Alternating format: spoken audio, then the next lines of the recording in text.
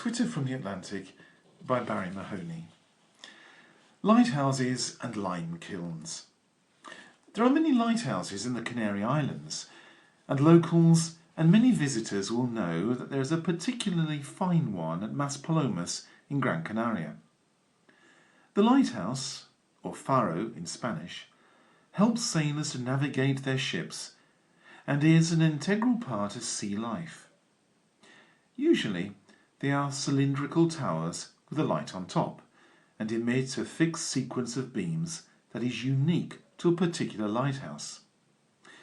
Built in 1980, the Maspalomas lighthouse is still operational, and for those who like full details, provides 3 white flashes every 13 seconds. Before lighthouses were invented, sailors were warned of hazards by the lighting of fires along the coastline. Since visiting these islands for the first time many years ago, I'm often amazed to discover the strategic and important place that these small islands and its people have in history. Indeed, these islands pack a far greater punch than their size would lead most to believe. The development of the lighthouse is just one of these intrigues. So let us now visit Plymouth in Devon and stand on Plymouth Hoe, looking out to sea into the impressive expanse of Plymouth Sound. About 14 miles from the coast stands the Eddystone Lighthouse, which is the 4th lighthouse to be built on the treacherous Eddystone rocks. Earlier attempts had either caught fire or were washed away, with the exception of one. This was the lighthouse called Smeaton's Tower, which now stands proudly on Plymouth Hoe and was once used to guard against those treacherous rocks. In 1756, an engineer called John Smeaton was asked by the Royal Society to design the 3rd Eddystone Lighthouse. His inspiration was an oak tree, a tall, natural object that could withstand gales without breaking. He used 1,493 blocks of stone, rather like the rings of a tree, dovetailed, jointed together with marble dowels and oak pins. Now this is the clever part. Smeaton also pioneered the use of hydraulic lime, a form of concrete that was set underwater. Now this lime came from Arinaga in Gran Canaria.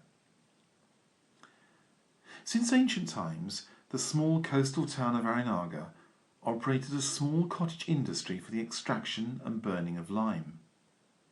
Quicklime from the Arinaga furnaces was sold throughout the islands and beyond its shores, which led to increased prosperity and economic expansion. It was this quicklime from Arinaga that made the building of Smeaton's Tower possible.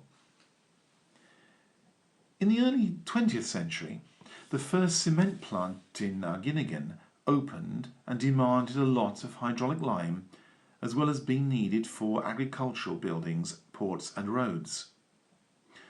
Most of the lime produced in Gran Canaria came from Arinaga, where dozens of workers worked in this industry. The industry is now long gone, but some of the old furnaces have been carefully restored and preserved and can still be seen at the end of the beach in Arinaga as a memento of the proud contribution to the building industry on the island and beyond.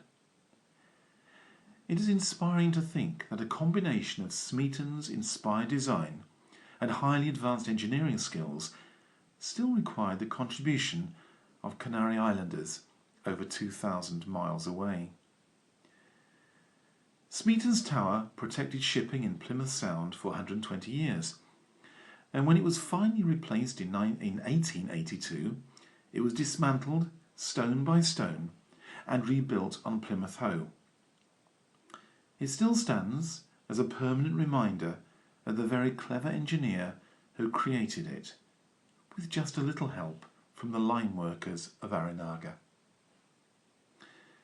If you enjoyed listening to this Twitter, have a look at my website www.barriemahoney.com. And thank you for listening.